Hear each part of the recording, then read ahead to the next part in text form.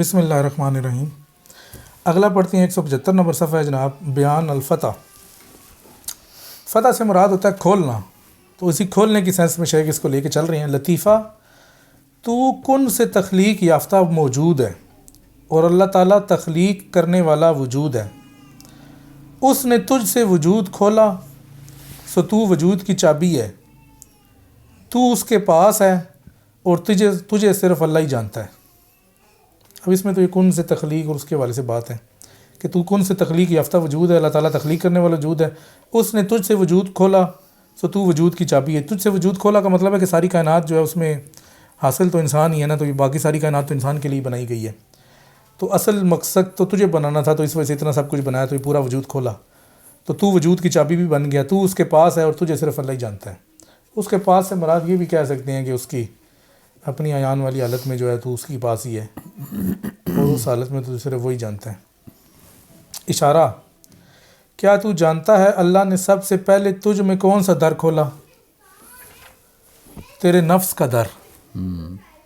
سو جب تو ظاہر ہوا تو نے تکبر کیا، پھر اس نے تجھے بھوکا رکھا تو محتاج ہوا. یہ تو بالکل ہی واضح ہے.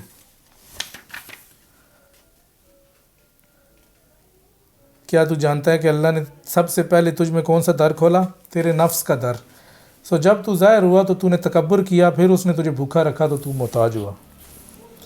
یہ میرے خیال میں واضح ہے، اس میں تو کوئی ایسی خاص بات ہے ہی نہیں، ہر بندہ سمجھ سکتا ہے. لطیفہ، آدم کی مٹی بھی کیا شرف والی ہے کہ حق نے اس کی طرف نظر کی اور اسے اپنے دونوں ہاتھوں میں اٹھایا. انسان کی سعادت باعث تعجب نہیں، اس کی شقاوت باعث تعجب ہے. اب شیخ کہہ رہے ہیں کہ یہ آدم کی مٹی کو دیکھیں یا پوری جو انسانیت بنائی ہے اللہ تعالیٰ نے، کہ اس کو اپنے دونوں ہاتھوں سے بنایا. دونوں ہاتھوں سے مراد یہی ہے کہ باقی کائنات جو ہے وہ ایک ہاتھ سے بنائی، تو وہ صرف جو اس کا حکم ہے اس پہ مانتی ہیں، اس پہ مطلب ان کا اپنا عمل دخل نہیں، اختیار نہیں ہے. لیکن اس میں دونوں ہاتھ ہیں کہ وہ حکم بھی کرتا ہے اور یہ اپنی مرضی بھی کرتی ہے.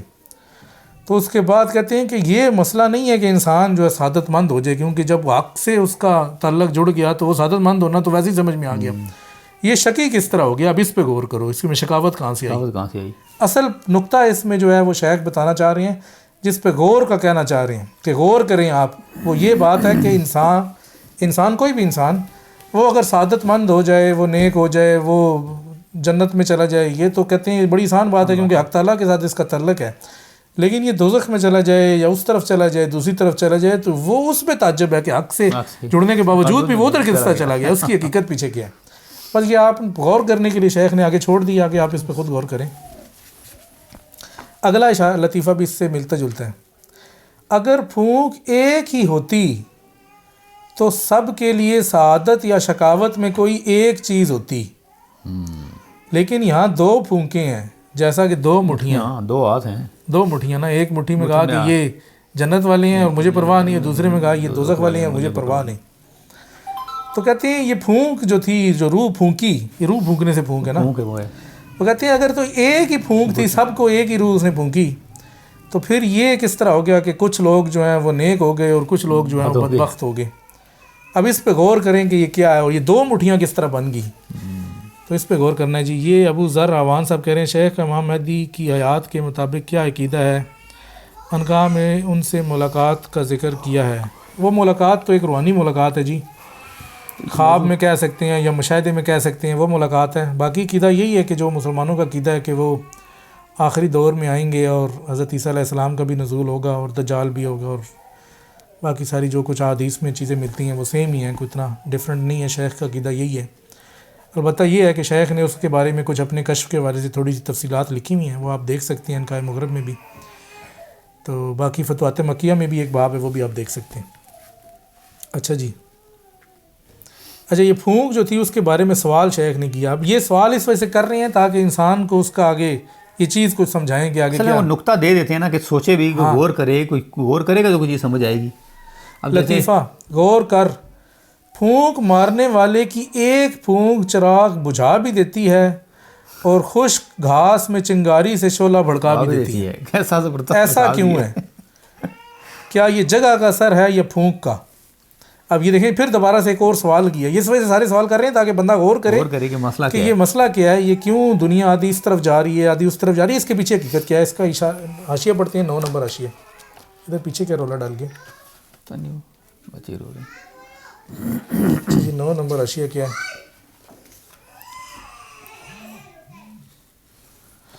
اچھا جی, شیخ اکبر فتوحات مکیہ کے باب نمبر 57 میں فرماتے ہیں, بے شک اللہ تعالیٰ دائمی عطا سے موصوف ہے, لیکن جگہیں یہ سب اپنی استعدادات کے حقائق کے اعتبار سے قبول کرتی ہیں. جیسا کہ تو کہتا ہے کہ سورج اپنی کرنیں تمام موجودات پر پھیلاتا ہے اور اپنی روشنی سے کسی پر بخل نہیں کرتا, لیکن مختلف جگہیں اپنی استعداد کے باعث اس کی روشنی قبول کرتی, کوئی زیادہ کرتی ہے کوئی کم کرتی ہے. ہر جگہ اثر کی اضافت سورج کی جانب تو کرتی ہے لیکن اپنی استعداد سے غافل رہتی ہے.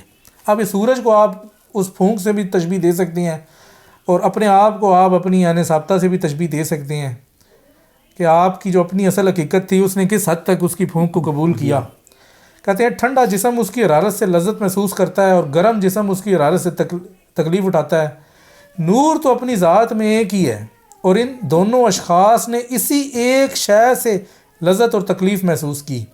اگر یہ لذت اور تکلیف صرف نور سے ہوتی تو یہ ایک ہی تھی حقیقت آ کرتی. کہتے ہیں لذت اور تکلیف ادھر سے نہیں ہے, وہاں سے جو چیز آ رہی ہے وہ نہ لذت دے رہی ہے نہ تکلیف, یہ تو اپنی استعداد ہے اس کے مطابق ہو رہا ہے. اب سورج دیکھیں, سورج تو ایک ہی طرح کا ہی ہے, اب وہ روشنی تو ایک ہی طرح کی آ رہی ہے, وہ سرفیس ہے, کچھ وائٹ سرفیس ہے تو وہ اس کا اثر جو ہے جذب کر رہا ہے, کوئی ریفلیکٹ کر رہا ہے.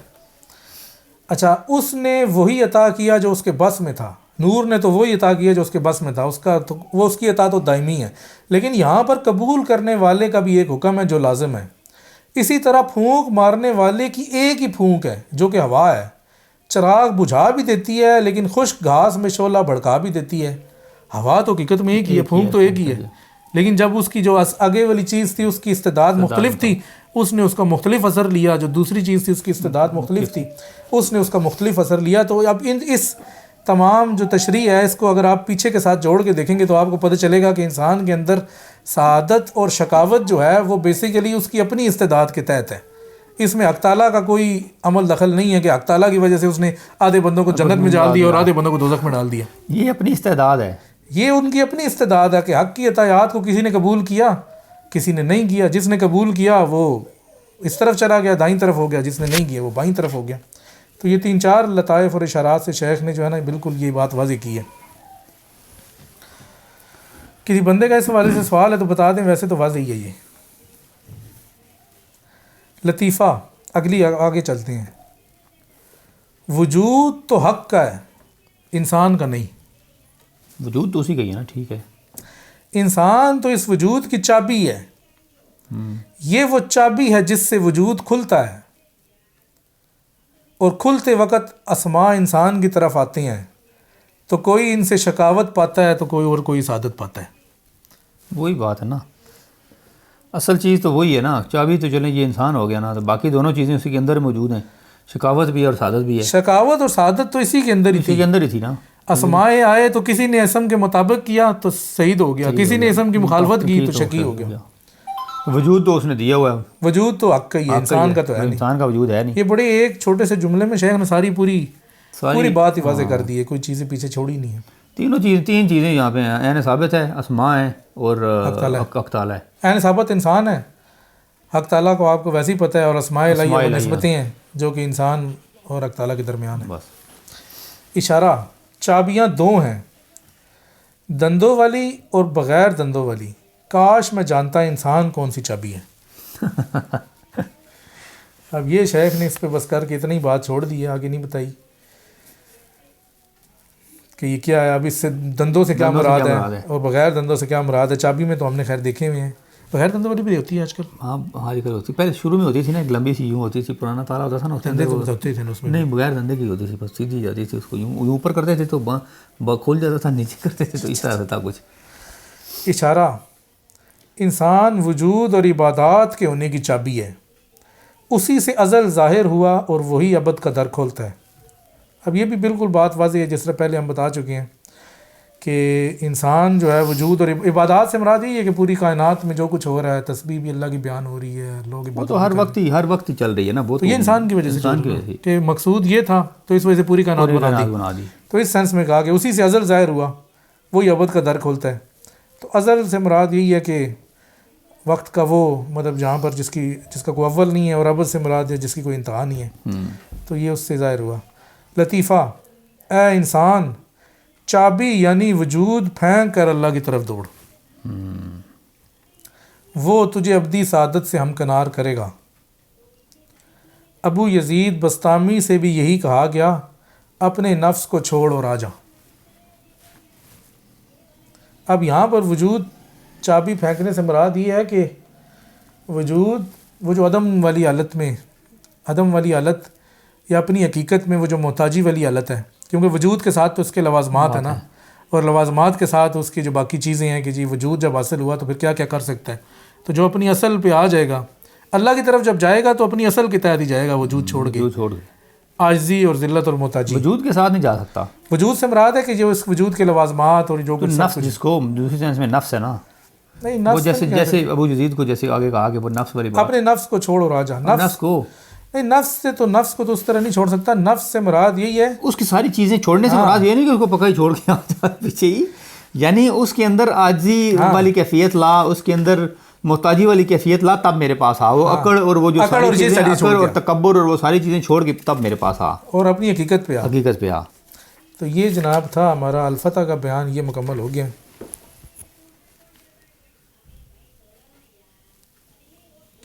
ڈاکٹر اقبال صاحب آئے ہیں، کہہ رہے ہیں جی ابن عربی کی کتابوں کی مشکل اصطلاحات اور عبارات کی تشریح پر کوئی کتاب ہے یا نہیں، تو پلیز اس کو کام کو کریں۔ چلیں جی انشاءاللہ کرتے ہیں۔ صحیح صاحب نے کچھ کہا ہے جی، ارادہ فی الحال تو کوئی نہیں ہے لیکن اس پہ کرنا پڑے گا، ارادہ ذاتی چھوڑ کر، مطلب اپنی جو اغراض ہیں وہ ساری چیزیں چھوڑ، اور اس کے بعد 5-7 منٹ ہی تو رہ کے یہ بلال صاحب کہہ رہے ہیں جی کہ مقطعات پر کوئی رہنمائی فرمائی۔ حروف مقطعات پر تو شیخ نے کوئی ایسی خاص رہنمائی کسی بھی کتاب میں اس طرح سے فرمائی نہیں ہے کہ وہ کچھ اس سے پڑھ لیں۔ فتوحات مکیہ کا ایک باب ہے وہ دیکھ لیں، اس کے علاوہ کچھ چھوٹے موٹے رسائل ہیں لیکن اس میں سے کچھ سمجھ نہیں آتا۔ حروف کا علم شیخ کے نزدیک ایسا علم ہے کہ جو عقل سے نہیں سمجھا جا سکتا، اس کے لیے کشف، مشاہدہ اور عطا ربانی عطا ہونی چاہیے، کیونکہ شیخ نے اس کو اولیاء کا علم قرار دیا ہے۔ تو یہ ہمارے نزدیک تو عقل سے نہ کوئی پڑھا سکتا ہے تو نہ کوئی سمجھا سکتا ہے۔ اللہ تعالیٰ ہی آپ پہ عطا کرے تو ہو سکتا ہے اللہ تعالیٰ سے مانگیں، اسی کے فضل و کرم سے یہ ہاں، اگر وہ آپ کو دے گا تو انشاءاللہ آپ پہ ہر چیز کھل جائے گی، اور پھر ہم آپ سے پوچھا کریں گے۔ چیزوں کے حقائق جو ہے نا وہ آپ پہ واضح ہوئیں گے۔ مین تو بات دعا بھی یہی کرنی چاہیے کہ اللہ تعالیٰ ہمیں چیزوں کے جو حقائق ہیں ان سے آشنا فرمائے، ان کے بارے میں ہمیں مطلع کرے۔ صحیح شاہ صاحب کیا کہہ رہی ہیں جی؟ میتھمیٹیکل کو ریلیشنل ڈسکشن ہے میرے شیخ کی کوئی آپ بھی تھوڑا اس پہ واضح کریں نا کہ کس طرح سے ہے، آپ اپنے علم کے مطابق کچھ اس میں تھوڑا سا کچھ ایڈ کریں، اگر نہیں کر سکتے تو مطلب لکھ کے نہیں کر سکتے تو بول کے مجھے واٹس ایپ پہ کر دیں، ہم اس کو بھی ڈال لیں گے کہ سمجھ میں آئے یا ہمیں کم سے کم پتہ چل جائے گا۔ بلکہ نیکسٹ میں اس طرح بھی کرتے ہیں کہ اس میں کوئی ساؤنڈ وہ نا اس کا بھی کرتے ہیں، کچھ واٹس ایپ کا بھی نمبر ڈالتے ہیں کہ بول کے آپ لوگ جو نہیں ہیں وہ ہمیں میسج کر سکیں، اور اس کو پھر ہم بعد میں ویڈیو میں بھی ایڈ کر دیں اور یہاں پر بھی کچھ تھوڑا بہت چلا دیں۔ ابو ذر عوان صاحب کہہ رہے ہیں فتوحات کا ترجمہ ہو رہا ہے، آپ کا ترجمہ آؤٹ آف سٹاک ہے جی۔ فتوحات کا ترجمہ بھی فی الحال تو رکا ہوا ہے، کچھ ہم نے کیا تھا لیکن ابھی فی الحال وہ پرانا بھی آؤٹ آف سٹاک ہے اور نیا بھی ابھی تک کام رکا ہوا ہے۔ اشیاء بلال احمد خان صاحب کہہ رہے ہیں اشیاء کی فطرت کا علم کی وضاحت کر دیں۔ اشیاء کی فطرت کے علم کی وضاحت کریں۔ اشیاء کی حقیقت کا علم، وہ فطرت کا کیا ہے؟ وہی فطرت۔ اشیاء کی حقیقت کا علم مطلب یہ آپ نے کس جگہ سے نکالا ہے؟ اشیاء کی حقیقت سے مراد وہی ہے کہ جو بھی کسی شے کی اصل حقیقت ہے اس کا جو علم ہوگا وہی اس کا اصل علم ہوگا، باقی تو ساری باتیں ہیں۔ صہیب خان صاحب کہہ رہے ہیں شیخ کے اپنے نعت اور حمد کے اشعار ہیں۔ جی بالکل ہیں، شیخ کا بہت بڑا دیوان ہے، ادھر پیچھے ہی پڑا ہوا ہے، یہاں پر یہ آپ کو نظر بھی آ رہا ہوگا، یہ پیچھے کر کے وہ، تو اس دیوان میں پورا ہر طرح کے اشعار ہیں، اور حمد کے اور تو نعت کے کافی اشعار ہیں۔ محمد راشد صاحب کہہ رہے ہیں شیخ کے نزدیک اشیاء کے حقائق سائنسی لحاظ سے ہیں یا کوئی اور ہیں؟ تو دیکھیں سائنسی لحاظ سے بھی بات ادھر ہی پہنچتی ہے. اگر سائنس حقیقت تک پہنچے گی تو وہیں پر ہی پہنچے گی جو اصل حقیقت ہے. تو شیخ نے جو باتیں بتائی ہیں وہ تو بیسیکلی کشفی باتیں ہیں, اور کشف سے مراد ہے کہ ان اشیاء کی حقیقت کے مطابق جو چیزیں بتائی ہیں. سائنس ابھی کوشش کر رہی ہے کہ ان تک پہنچے, اور جب ادھر پہنچے گی تو وہ چیزیں سیم ہو جائیں گی. لیکن ابھی ہمیں سائنس کا تو اتنا علم نہیں ہے کہ کس حد تک سائنس اس کے قریب پہنچ گئی ہے. البتہ یہ ہے کہ شیخ نے جو کشفی باتیں بتائی ہیں ان کے دور میں تو ایسی کوئی سائنس تھی نہیں کہ اگر آپ کا کوئی سائنس سے ریلیشن ہے تو آپ اس کو جوڑ کے تو کوئی ہمیں بھی بتا سکتے ہیں کہ یہ ابن عربی رحمۃ اللہ علیہ کی کوئی بات ہے تو وہ سائنس میں کس طرح سے جڑتی ہے. ہاں یہ تو وہی بتا سکتے ہیں جس کو سائنس پہ اچھی خاصی گرپ ہوا, کیونکہ ہم تو اس طرح سے سائنس کے طالب علم نہیں ہیں. اچھا جی آگے. ڈاکٹر اقبال خان صاحب کہہ رہے ہیں ابن عربی کی کتابیں عوام کی استعداد سے کافی اونچی ہیں. آپ بہت آسان طریقے سے سمجھا رہے ہیں, مگر شرح پر کام کرنا بہت ضروری ہے, اس سے عام آدمی بھی سمجھ جایا کرے گا. دیکھیں جی, ہم نے تقریباً پیچھے 15 سال سے ہم کتابیں ہی خالی لکھ رہے تھے, ترجمے کر رہے تھے. تو ایٹ دی اینڈ ہمیں یہی اندازہ ہوا جتنے بھی لوگوں سے ملے کہ سمجھنے والے بہت کم ہیں, اور جو دنیا ہے وہ صحیح طرح سے سمجھ نہیں رہی. کیونکہ استعدادات کا جس طرح بات ہوئی, استعدادات کا بڑا فرق ہوتا ہے.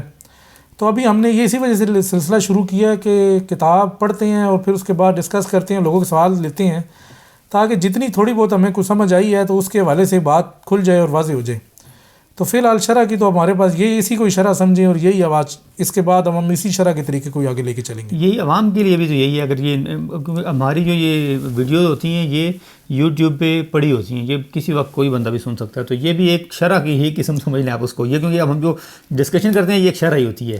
یہی شرح ہے. اب ہم لکھ کے تو شرح کر نہیں سکتے. لکھ کے کرنا پھر وہ ایک الگ سے سمجھ لیں کہ اس کے لیے ٹائم چاہیے, کیونکہ پھر تراجم جو ہیں پھر وہ رہ جائیں گے اگر ہم شرح کے اوپر آ جاتے ہیں. تو بلال احمد خان صاحب کہہ رہے ہیں اسماء حسنہ کی تشریح کی کوئی کتب سجیسٹ کریں.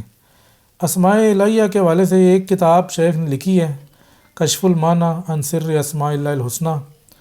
اس میں تشریح نہیں ہے, صرف اشارات ہی ہیں جس طرح بھی ہم اشارات پڑھ رہے ہیں. یا پھر فتوحات مکیہ کا باب دیکھ لیں, 558 باب ہے شاید, آخری سے 1-2 پہلے باب میں, اس میں ساری اسماء کی تشریح ہے, وہ آپ انشاءاللہ دیکھ لیں.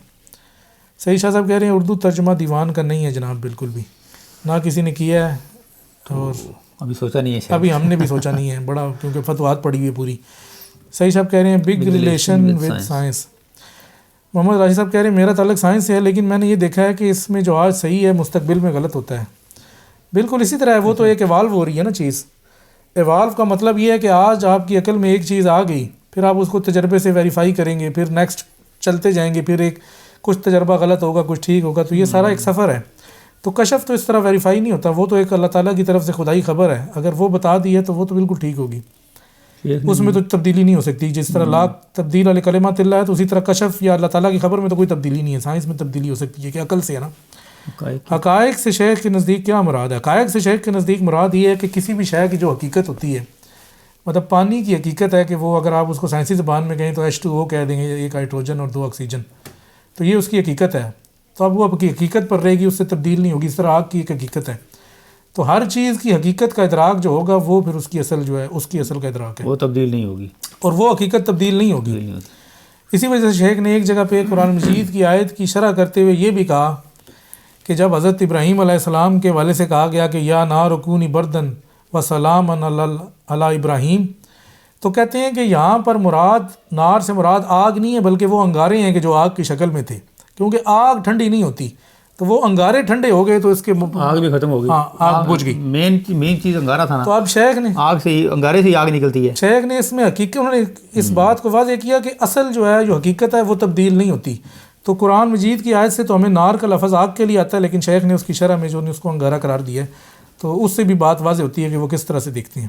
شیخ نے ملٹیپل یونیورس کی بات کی ہے جو کہ کوانٹم مکینکس میں اسٹرنگ تھیوری کے نام سے ہے. جی بالکل شیخ نے کی ہے, اور سائنسدان بھی کر رہے ہیں, لیکن ہمیں اس کا کوئی ایکسٹرا علم نہیں ہے, نہ شیخ کے والے سے کوئی بس 2-4 باتیں جنہوں نے کی ہیں, اور نہ ہی ہم نے یہ باقی چیزیں سائنس کی پڑھی ہیں کہ ہمیں کو پتہ ہو.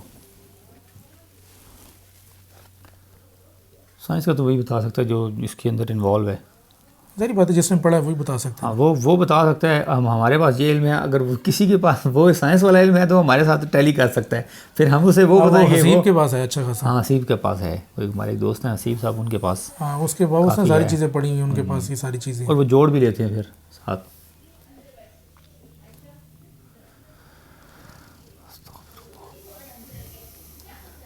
چلیں جی, اور کسی کا سوال ہے یا نہیں ہے؟ میرے خیال میں ٹائم بھی ہمارا مکمل ہو گیا, 8 بج گئے, 5 منٹ ہو گئے. تو اپنی مجلس کی آج کی مجلس کو ختم کرتے ہیں. آج کی نشست میں ہمیں اجازت دیں. انشاءاللہ 2 دن بعد سنڈے میں آپ سے دوبارہ ملاقات ہوگی. السلام علیکم. السلام علیکم ورحمۃ اللہ وبرکاتہ.